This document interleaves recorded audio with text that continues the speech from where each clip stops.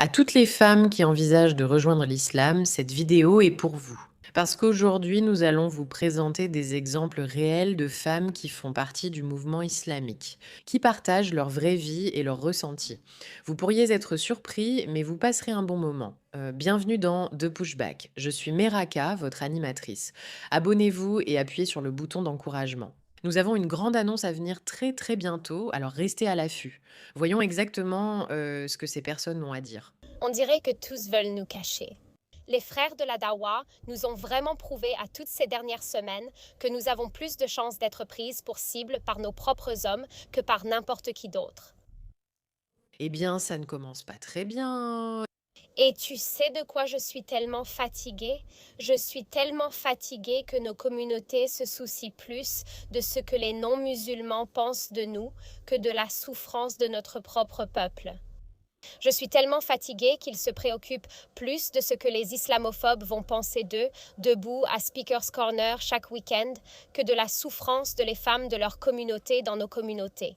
Donne-nous plus d'informations, car cela ne vient pas d'une personne extérieure. Cela vient de quelqu'un de l'intérieur qui affirme que les femmes de leur communauté souffrent, mais personne ne fait rien parce qu'ils sont plus concentrés à essayer de lutter contre l'islamophobie.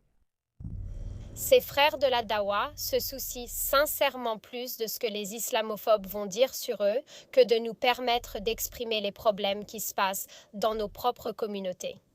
Je suis tellement fatiguée d'entendre les gens dire que nous ne sommes pas opprimés. Nous ne sommes pas opprimés. Les femmes musulmanes ne sont pas opprimées.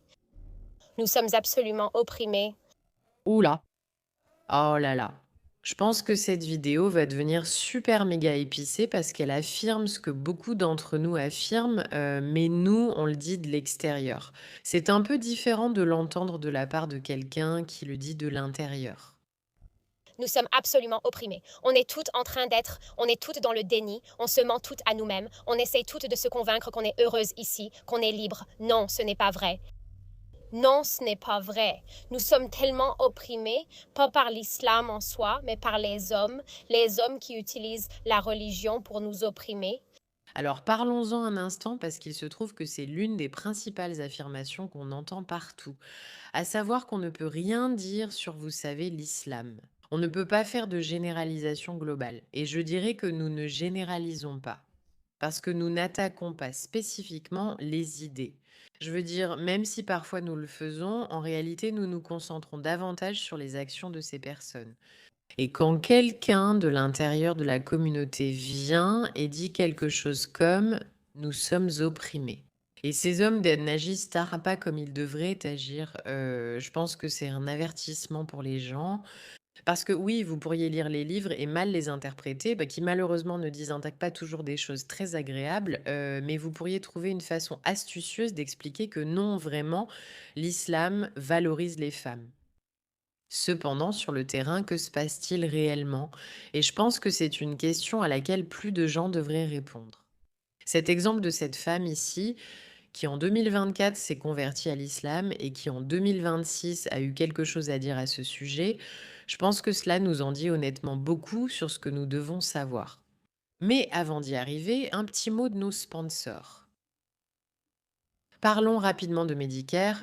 Vous avez peut-être choisi un plan au hasard, ce qui n'est pas idéal. C'est pourquoi je veux présenter nos sponsors du jour, Chapter, qui se démarquent.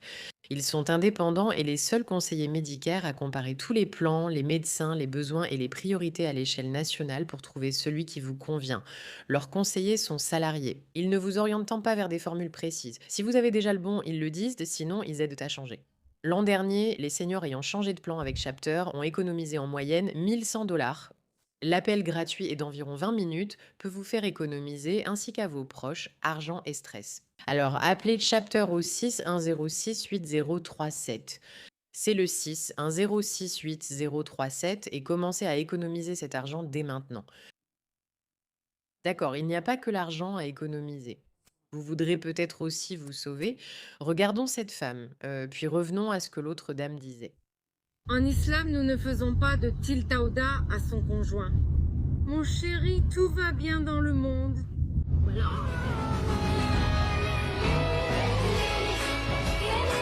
Elle dit en résumé, nous ne faisons pas de tiltauda à ton conjoint, je suis engagée dans ce mariage pour toujours, et elle porte son voile. Oh oh. Je veux juste préciser que je remercie tout le monde pour tout.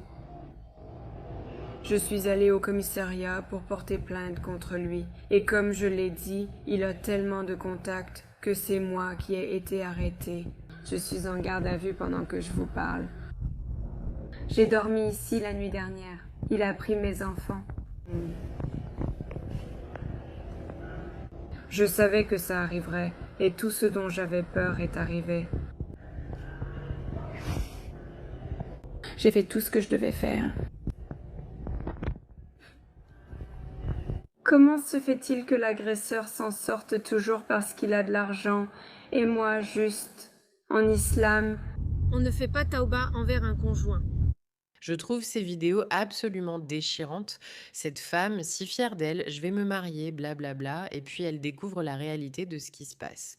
Et j'aimerais que plus de femmes connaissent cette réalité, c'est pourquoi cette fille ici est incroyablement courageuse de s'exprimer parce qu'elle n'en parle pas. Et si elle commençait à en parler, peut-être que les personnes qui envisagent d'entrer dans l'islam sauraient mieux ce qui se passe réellement. Je suis épuisée que tout le monde veuille cacher ça et faire comme si rien ne se passait par crainte des réactions islamophobes et de l'image renvoyée. Tu sais quoi? Si ces hommes, les hommes de notre Oumma, se souciaient vraiment de ce que les islamophobes pensent de l'islam, ils n'abuseraient pas des femmes en utilisant l'islam. Ils ne réduiraient pas les femmes au silence en utilisant l'islam. J'adore comment Ali Nielnisa a essayé de retourner toute cette histoire contre nous, comme si maintenant, dans toute cette situation, c'est moi que vous calomniez tous. Et maintenant, les islamophobes ont utilisé cela comme une occasion d'attaquer l'islam. Non, tu sais quoi? Les islamophobes t'ont juste vu tel que tu es. Ils voient les hommes musulmans pour ce qu'ils sont. C'est ça, en fait. Oui, c'est vrai, nous les voyons exactement pour ce qu'ils sont, les personnes qui sont prêtes à abuser de leur religion, pour ainsi dire. Ce n'est pas que cela résume toute l'histoire, parce que leur religion est assez explicitement claire sur ce qu'ils sont autorisés à faire. Mais oui, nous le voyons. Et nous voulons que plus de gens le sachent, surtout vous, les filles, qui envisagez peut-être d'en faire partie.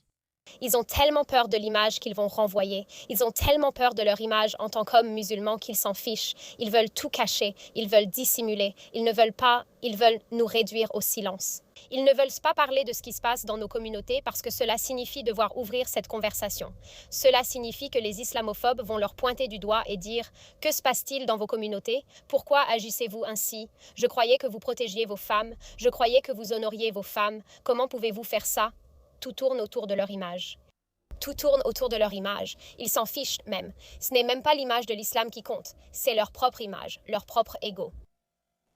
Tu veux vraiment rester avec quelqu'un d'aussi égocentrique, incapable d'admettre ses torts par peur du regard des autres? C'est censé être une bonne idée. Je suis tellement fatiguée de tout ça. Faire partie de cette Oumma en ce moment, c'est comme être dans une famille toxique où on te dit de protéger l'image de la famille, de faire comme si rien ne se passait, de ne rien laisser paraître, même si ça se fait au détriment de ceux qui souffrent dans la maison. On fait croire que tout le monde est heureux et que nos femmes sont émancipées, mais ce n'est pas vrai. D'ailleurs, ça fait partie de leur enseignement religieux. Ça s'appelle taqiya, ce qui veut dire qu'on a le droit de mentir ouvertement pour protéger l'image de l'islam. Et on peut imaginer que cela fait l'objet de certains abus, non pas seulement par les femmes. Non, ce n'est pas vrai. Nous sommes harcelés par nos propres hommes. J'espère vraiment que les non-musulmans et les islamophobes entendent cela. Nous vous entendons et transmettrons votre message haut et fort, jeune femme. Parce que peut-être que pour l'image qu'ils renvoient aux non-musulmans, ils commenceront alors à s'améliorer un peu. Parce qu'ils ne s'en soucient certainement pas quand nous leur donnons des conseils. Ils ne s'en soucient certainement pas quand les imams leur donnent des conseils, ni quand les autres hommes leur en donnent. Ils ignorent les discussions au sein de nos communautés. Peut-être qu'ils ont besoin d'être tenus responsables par les non-musulmans pour changer, même si ce n'est que pour protéger leur propre image. Parce que c'est ça qui les intéresse. Vous savez, ils tiennent à leur propre image. Je peux juste dire, ma chère, je te soutiens. Et au fait, un petit clin d'œil à Stop the Invasion qui m'a envoyé ce tweet. Je l'ai vu et j'adore cette vidéo. Parce que oui, nous sommes là pour avertir et aider le mouvement de l'islam en informant tout le monde de ce qui se passe vraiment là-bas. Alors partagez ceci avec quelqu'un qui pourrait avoir besoin d'entendre ce message. Et encore un grand bravo à cette jeune femme incroyablement courageuse qui est prête à dire ce que tant de gens n'osent pas dire, à savoir que ce système est profondément défaillant et que le fait d'inviter et d'accueillir des gens sans vraiment s'attaquer au problème est immensément, incroyablement problématique. N'oubliez pas cette fille dans une cellule qui était si fière de ce qui se passait et qui maintenant est prise au piège dans quelque chose de terrible, les cheveux découverts. Et n'oubliez pas les avertissements de cette femme, car encore une fois, cela ne vient pas d'une personne extérieure. Cela vient de quelqu'un de l'intérieur qui dit que ce n'est pas acceptable. Ils commettent des abus. Et moi, pour ma part, je suis incroyablement encline à l'écouter. Merci de votre attention à ce sujet.